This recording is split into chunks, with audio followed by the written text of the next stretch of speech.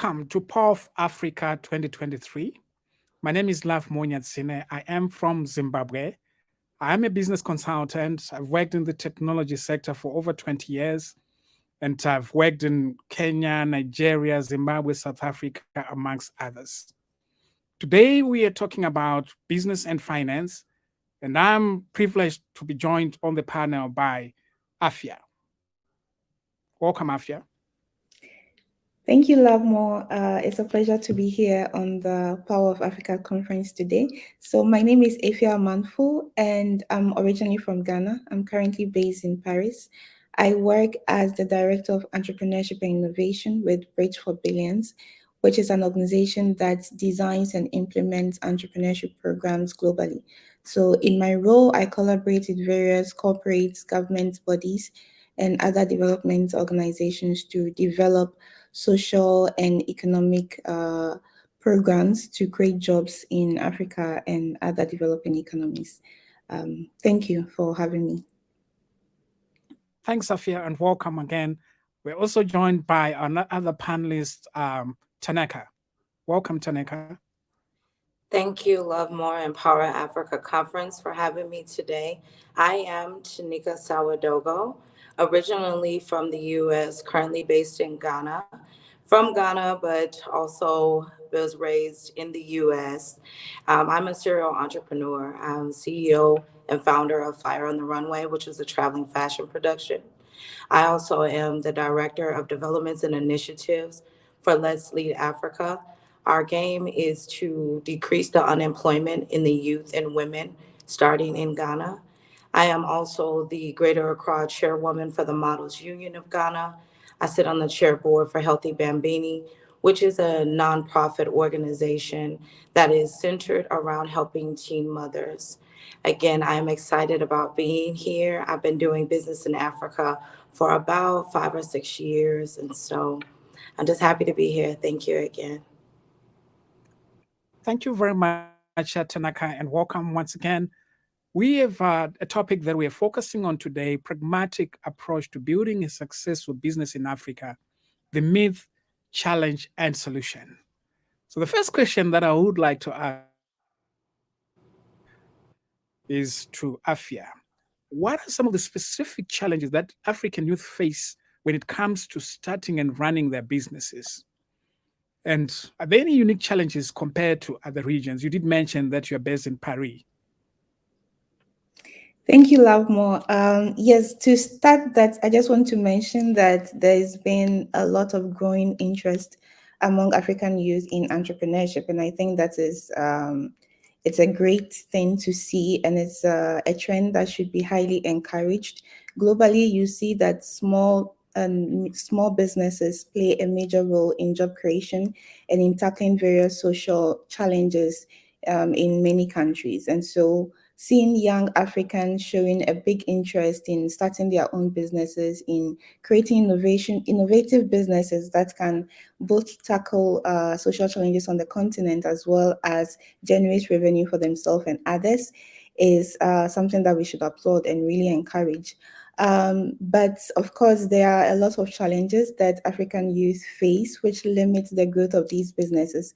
So when you study a lot of the small businesses on the continent or the youth-led businesses, you realize that we have a lot of micro businesses. We have a lot of businesses started by young entrepreneurs that do not grow as they should over time. And we need these businesses to grow so that they can generate the jobs and the revenue that we need to strengthen our economies.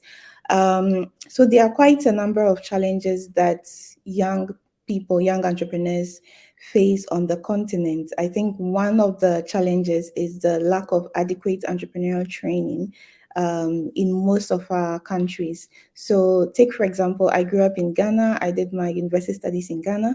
And during my first degree, we had a course called entrepreneurship, which is great to be seeing these courses in our tertiary level. But the challenge is the courses tend to be very theoretical, and so you write an exam about it, but you don't leave with practical business knowledge or understanding of the challenges, the real challenges in starting running a business, the planning that you need to do, and understanding you need to go in with. And so most young people are unprepared when they start a business. They haven't received an understanding of how to identify a problem, how to identify a solution that fits the problem, how to identify the needs of customers and develop a solution that meets those needs, and how to position your product or service rightly in the market, how to grow your business, even basic accounting, management of finances of business. These are all training that a lot of young entrepreneurs do not get. On the positive note, there is a lot of training opportunities coming up in the various ecosystems in Africa. So you see a lot of incubators, accelerators that are being started both by private individuals and also some governments going into offering this training. The challenge, however, is many of these incubators and accelerator spaces tend to have a limited capacity of entrepreneurs they can support. And so only a few entrepreneurs are getting this opportunity to receive training, hands-on support for their businesses. So there is really the need to explore how more accessible and hands-on entrepreneurship training can be adopted into our educational system and how it can be made more accessible in general. The other challenge, I think, which is a big issue for many young entrepreneurs, is the weak institutional structures that we have in many of our countries. I have a social business myself in Ghana, and just the challenges of registering your business, the challenges you need to go through in order to get your business registered, in order to open an account, in order to potentially access some financing for your business. And, entrepreneurs don't thrive in a vacuum. Entrepreneurs need the support of an ecosystem if their businesses are going to grow.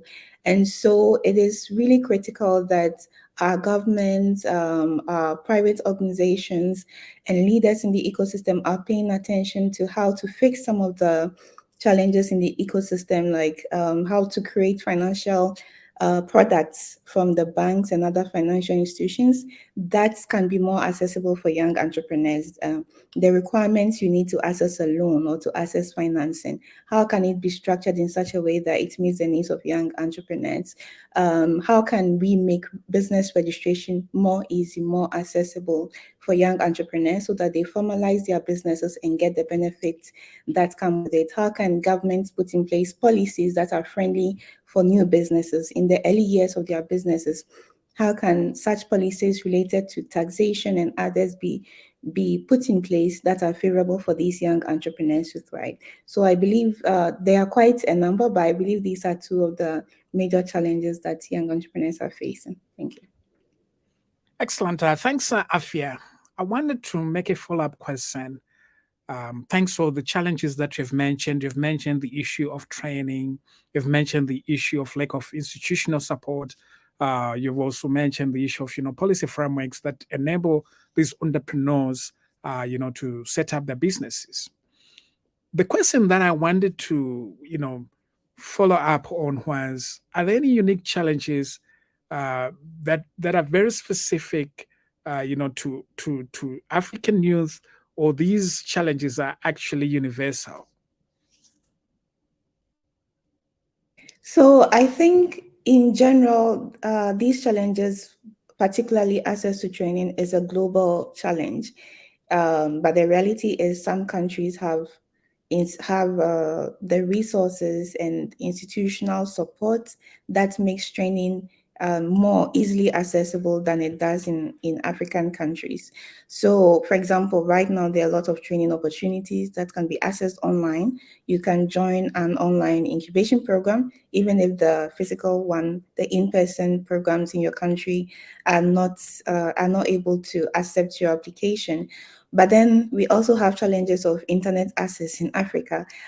So with my organization, Bridge for Billions, for example, we run a lot of programs, and in our quest to make programs really accessible, we leverage technology, we leverage the internet. The challenge, however, is when we come to some of the African countries we run programs in, many of our young entrepreneurs particularly may not have access to the internet, they may not have access to computers or laptops to join this program, where they are being offered very hands-on support, they are being offered one-to-one mentorship and everything that they are lacking. But then because internet is either very expensive in their countries or not accessible where they live in their towns, or not of a strong quality, they are not able to benefit from it. And I think this is not global. There are some countries that have better Awesome. internet access and more stronger infrastructure to enable entrepreneurship. Sure. Thanks, Afia. One more question for you is, how can entrepreneurship and innovation programs be designed to address the specific needs and realities of African youth? Thank you, Love More. So it's interesting because, as I had mentioned, entrepreneurs don't thrive in a vacuum. So although we are talking about what the challenges that young entrepreneurs in Africa face, we cannot expect that the solution is only comes from them. They are going to need ecosystem support in order for them to thrive with their businesses. So that's why the role of entrepreneurship programs and other leaders in the entrepreneurial ecosystems is really key. Currently, I think that more and more development organizations, governments, even private organizations are investing a lot in entrepreneurship initiatives because they are seeing that this is really the way to create jobs, to tackle social challenges in a sustainable way. The question, however, is how are these programs, created and designed?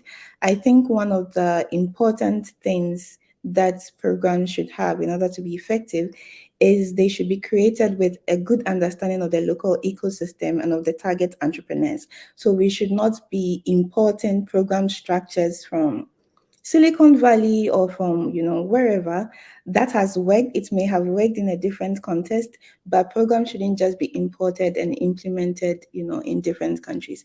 Even across Africa, each ecosystem is unique. Kenya has a strong thriving ecosystem which might be different from the ecosystem of Guinea-Bissau. In this situation, once we are creating a program for a specific country, we need to understand, or even a specific city, we need to Let me understand. hold you. Let me hold you right there, Afia.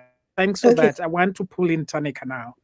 all right. Tanika, I want you to come in now because I want to hear from Tanika. You are doing business in Ghana. You also lived in the US. The question that I have for you, Tanika, is what are some of the great businesses that are universal that can be developed in Africa?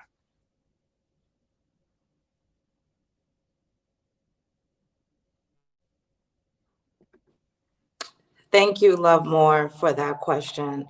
To be honest with you, some of the businesses that I see that can be universal are a lot of the tech businesses that are starting to develop, e-commerce businesses that are developing, as well as exporting and importing.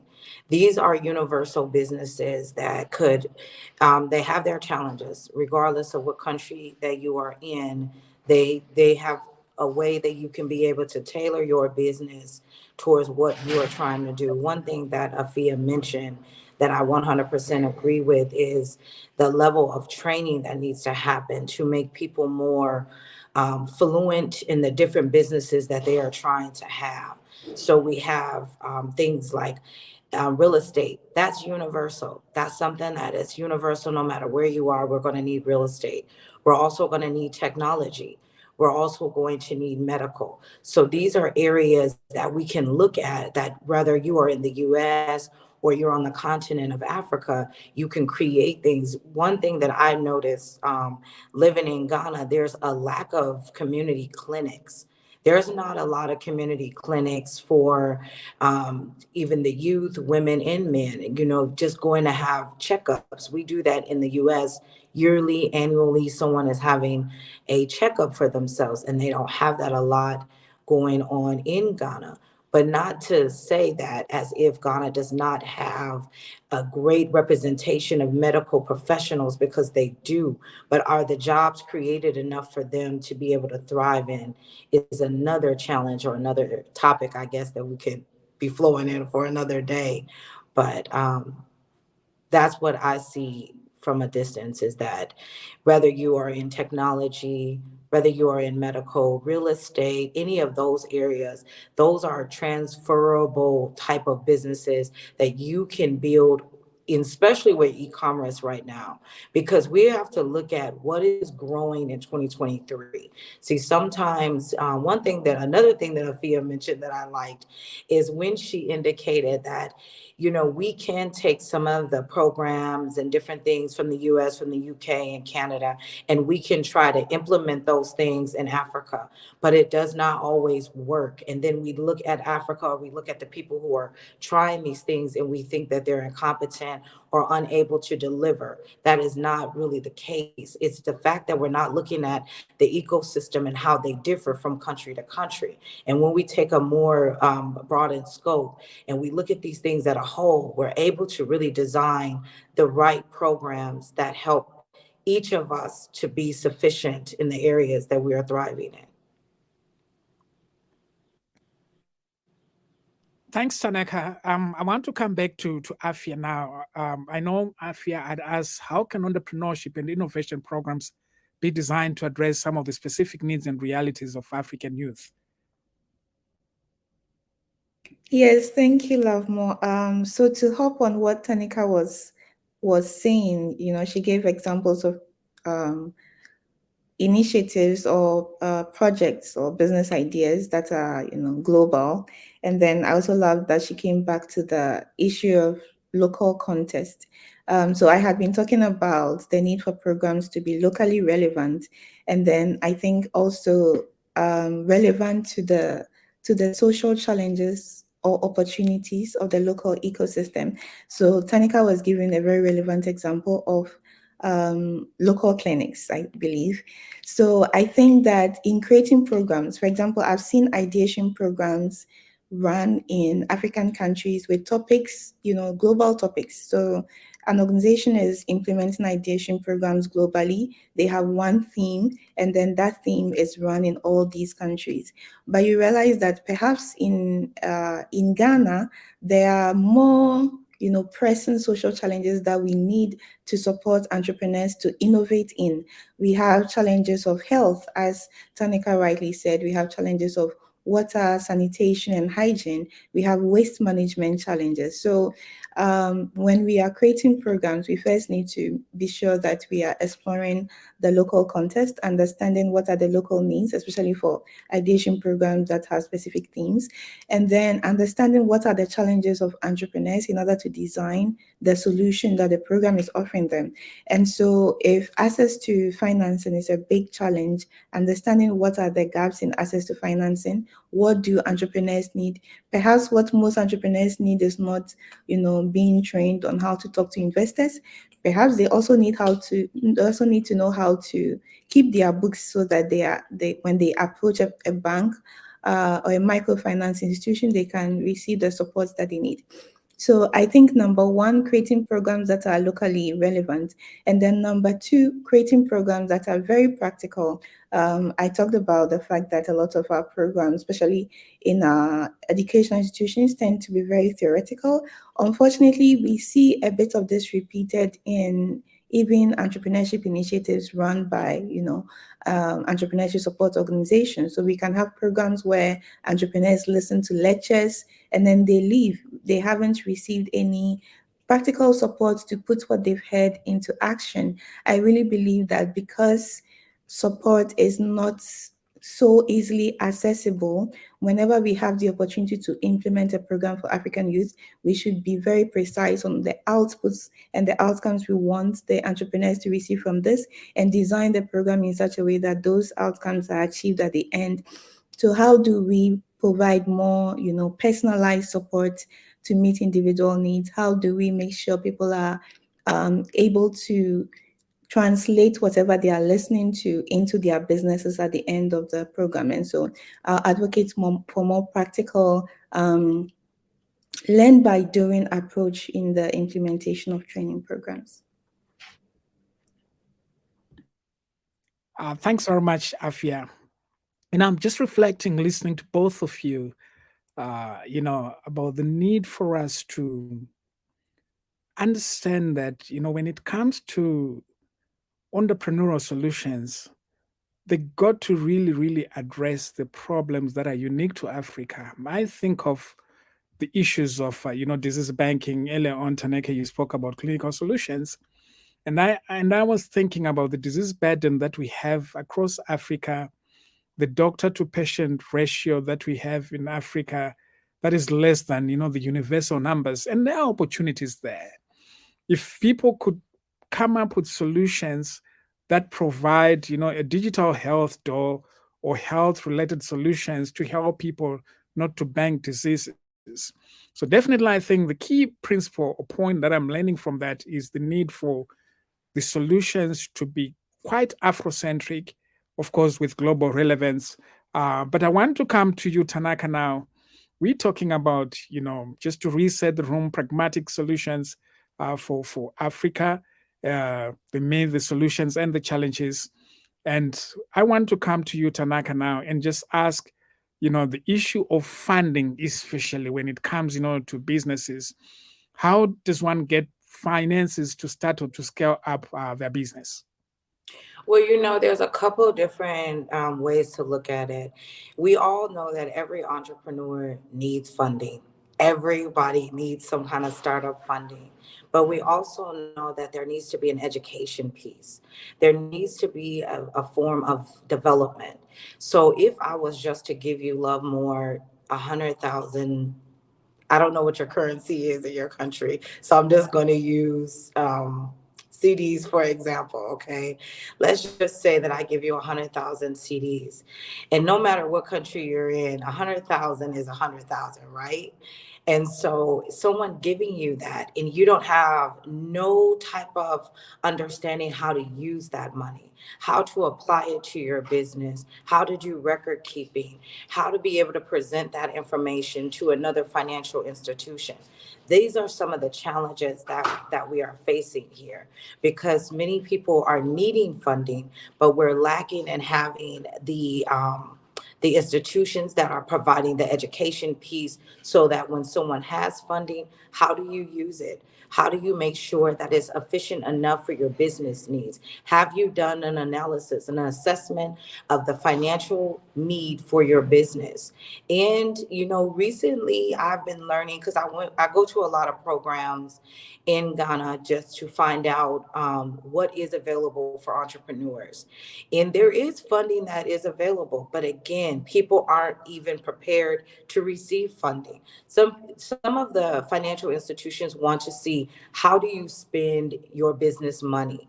And if you've been doing no record keeping and you have not done anything to demonstrate how you're balancing your books, you don't have any examples to give to these financial institutions, which will prohibit you from being able to get the funding that you need. So I personally feel that, and not just myself, that is what we're doing with Let's Lead Africa. Our organization is equipping people so that they can be at the front line of being able to receive funding. Recently going to a program, and they talked about a lot of the small businesses don't have bank accounts.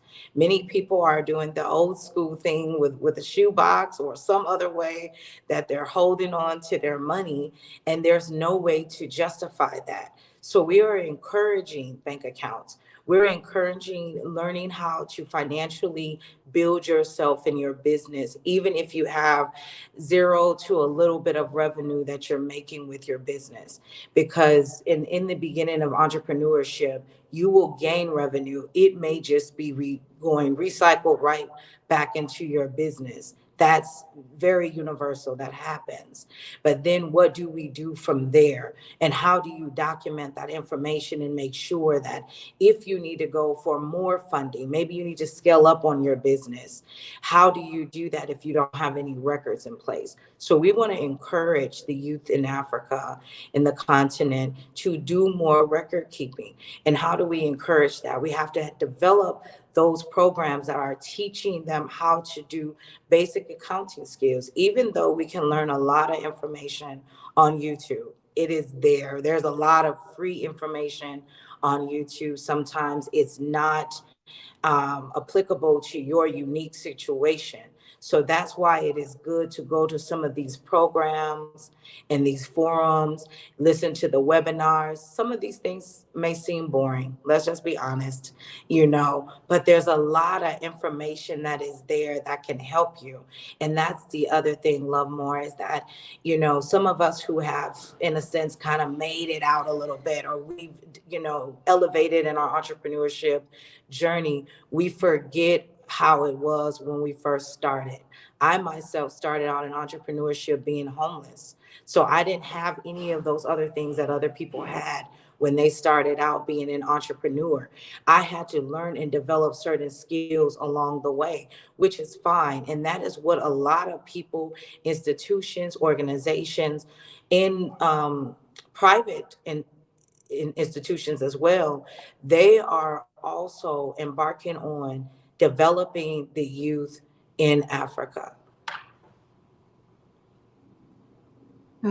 Thanks, Tanaka, for that. I think it's very clear that, it's very important that, when you starting a business, you need to be financially literate. You need to be able to interpret in a balance sheet, read an income statement, and develop a proper, profit and loss for you to be able, obviously, to attract, funding. But Afia, I wanted you just to come in here because I'm curious your perspective about the issue of funding. Because curiously, when you started, you didn't quite identify finances or funding as a big issue for youth starting businesses in Africa. What's your take on that?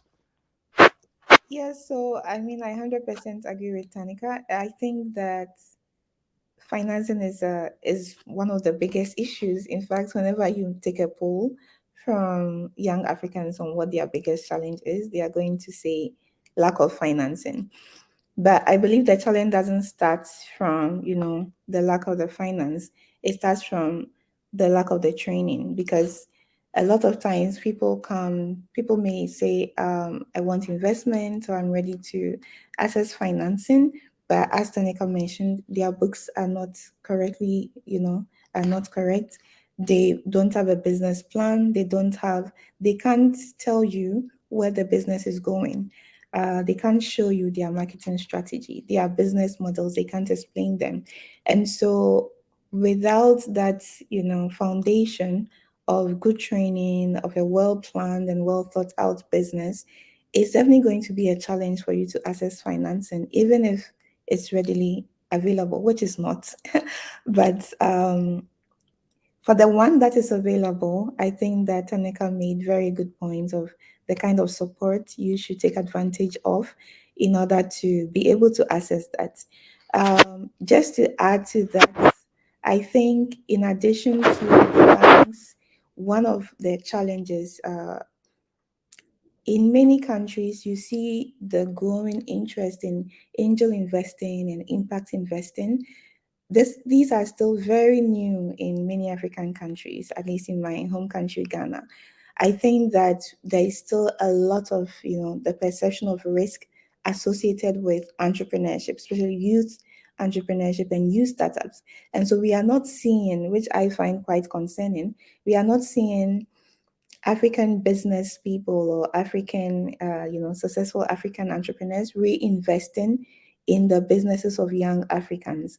Rather, we are seeing a lot of, foreign investors investing in these businesses, and some of our businesses are becoming giants. There's a business in Ghana that I follow a lot called AgroCenter, which is an incredible business. I don't know how many Ghanaian business organizations or investors have invested into that, but I know a lot of foreign investors that they have received.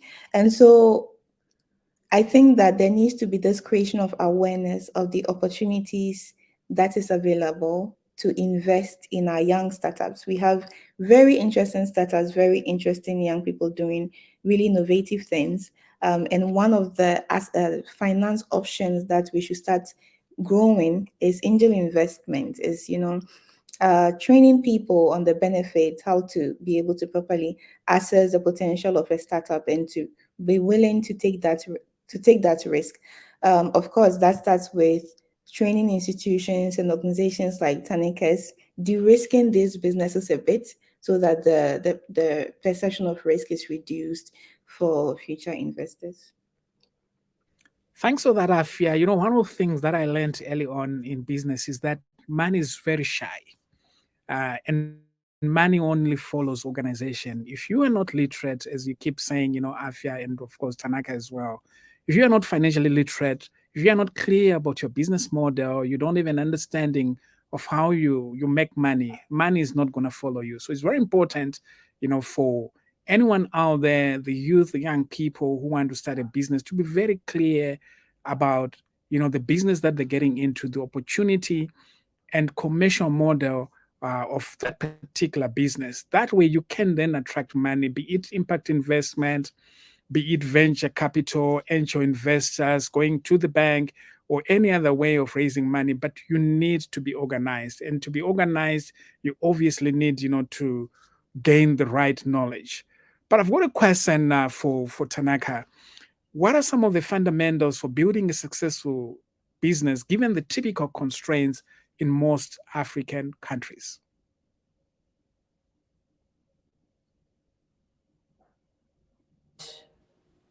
I think that one of the biggest thing is that the lack of education that's around entrepreneurship.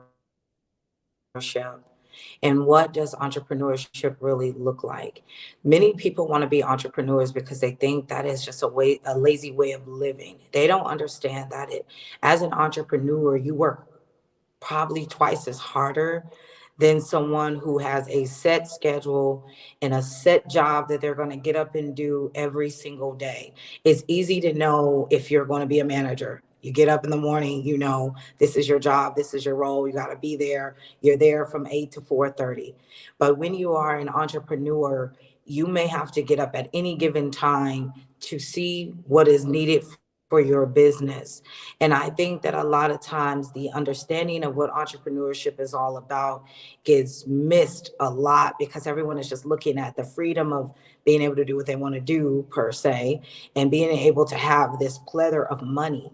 It takes time to build to that. Any business takes time. When you look at the Apple business, for those of you that did not know, Apple started out in one of their garages. They were in a garage, starting Apple. And look what Apple has developed to now. So these things all have beginning phases where they start, but you got to have the right components that actually make it move.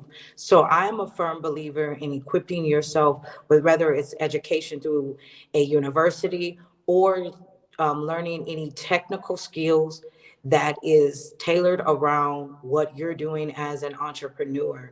What I've also noticed is that people mimic what they see other people do, and that doesn't always work. You know how they have this thing where it's like one for all. It's not really true in entrepreneurship. It's not one for all. What I do in my marketing strategy may not work for you, Love More, and may not work for Afia and what she's doing. So you have to have strategic development. And having a business plan is different from having a business strategy. See, people get those things confused. Your business plan is the overall objective of what the business should be about. And the strategy is how you actually put things in place to make those things work for your business. How do you become successful in your business? And I think that it's missed often because we don't have a lot of institutions that are providing training at affordable rates specifically for what entrepreneurs need. If I'm an entrepreneur and I want to know just about sales and marketing, I don't want to spend 12 months learning about a whole bunch of other things. I just want to go directly to a program or something that's going to teach me about sales and marketing. So platforms like this, the Power of Africa conference, are important so that many of us can be able to come together and have these discussions so that we can see how do we come from here and network with one another to continue to develop what is needed in Africa, because Africa is hot on the radar right now. Many people are coming to Africa. And as Afia mentioned, many foreigners are using African youth as a way to gain finances for themselves. And I'm not saying that in a negative way. They could be doing it in a way that they're helping their business, but Africa needs to help Africa as well. Instead of every time we grow, we want to go abroad and do something abroad, we need to recycle our funds right in our communities so that we can continue to develop the continent. Because if we look at the history of Africa, many people are gaining from Africa right now. Even the iPhone, the minerals from the iPhone are found right in Africa and Congo. They're using it. So when we look at these different things, we can't ignore that. We can't continue to think that everything abroad is how we need it. We need to just transform those skills in the African continent and equip the youth, equip people. See, we are getting away from strengthening them and giving them the ability to be able to learn. Now, what I have found is sometimes you can lead a horse to the water and they still don't drink. And a lot of it is because the way that the youth is right now, it's a demand system.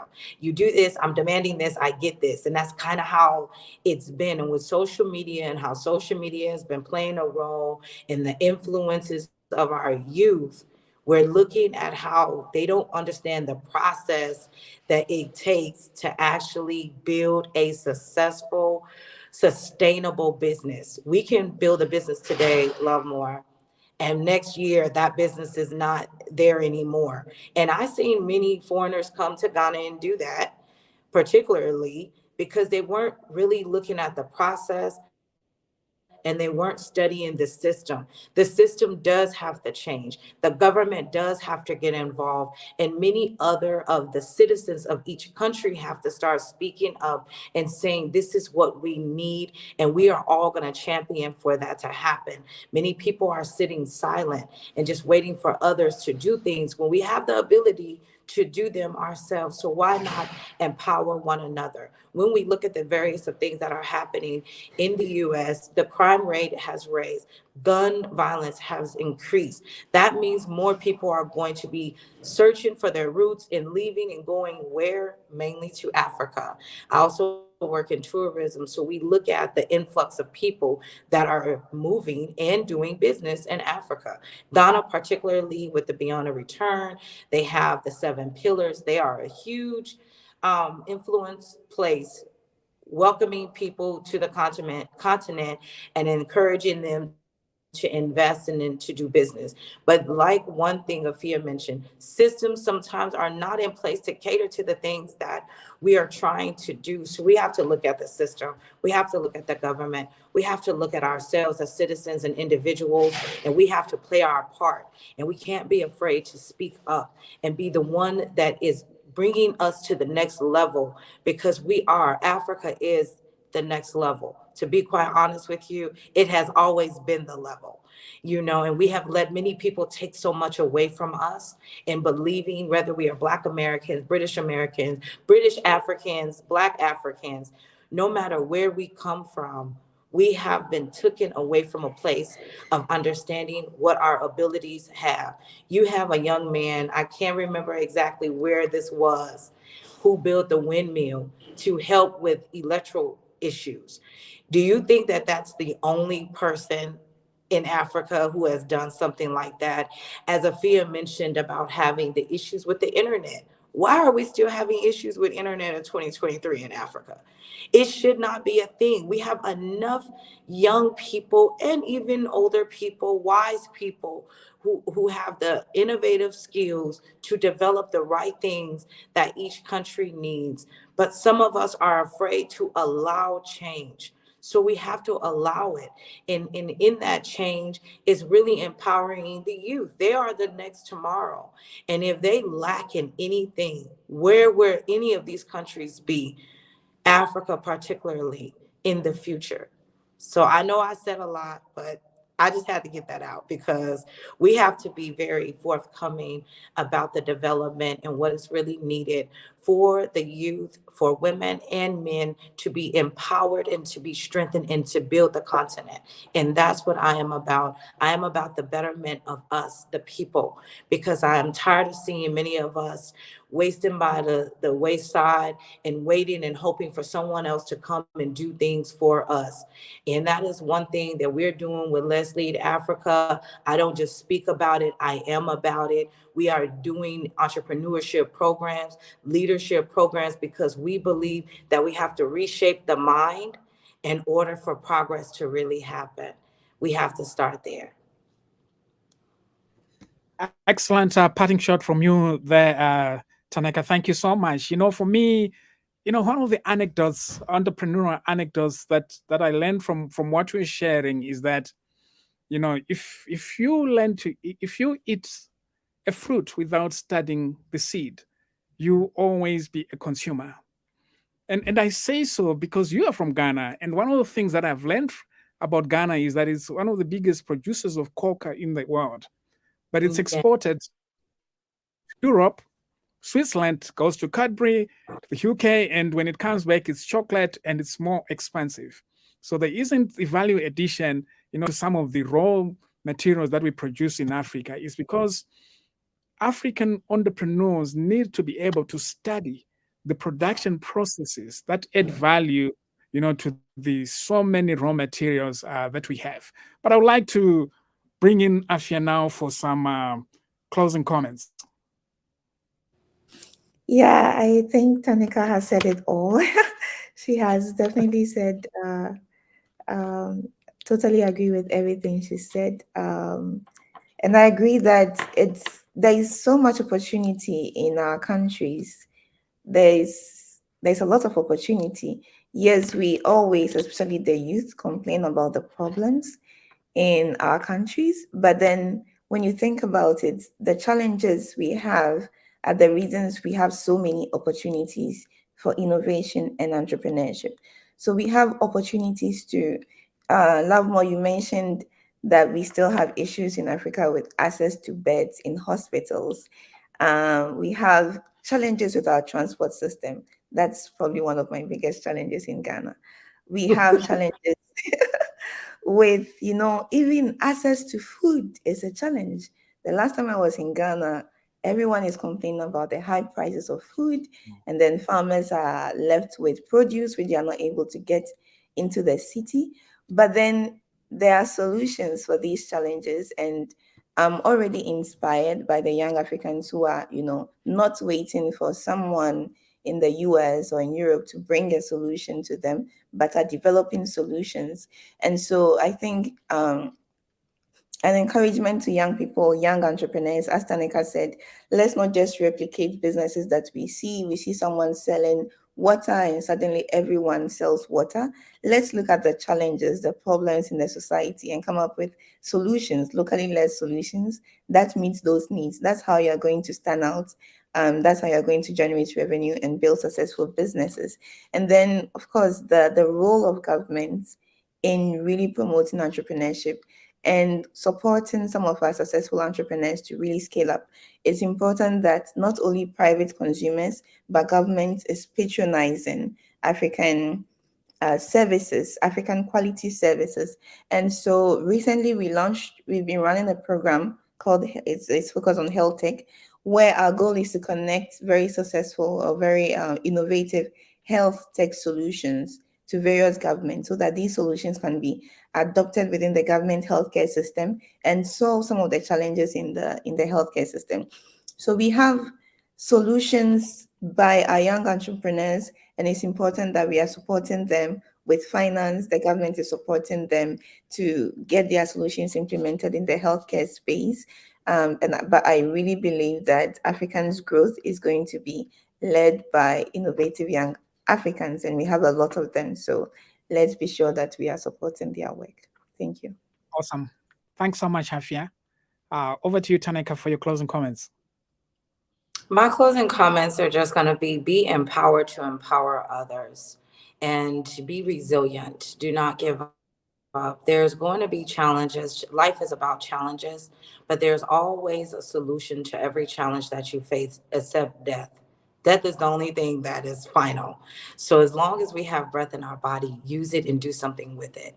That is really what I want to leave on all of you, is that don't be afraid of no's, don't be afraid of rejection. Sometimes it happens. Don't be afraid of trying something and the first time it doesn't work out. The second time it doesn't work out, it's okay. You continue to keep going until you find the right way of doing it, that it works out for you. And don't look at what others are doing in a way that you should be doing that. Be equipped to know what is for you and grow in that, grow in who you are as an entrepreneur. Do an assessment of knowing who you are as an entrepreneur. What do you want to achieve as an entrepreneur? Do short-term goals, 1 year, then 5 years, then 10, and then even do 20.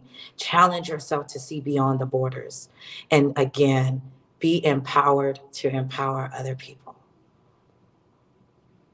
Be empowered to empower other people. Power of Africa 2023, who were in the session, pragmatic approach to building a successful business in Africa, the myth, challenge, and solution, with our panelists, Afia and Taneka, who were really great panelists today. And this is time for Africa. If you are out there, go where the need is greatest and help the smallest. It's time for Africa to arise. Power of Africa 2023. Thank you very much for joining us.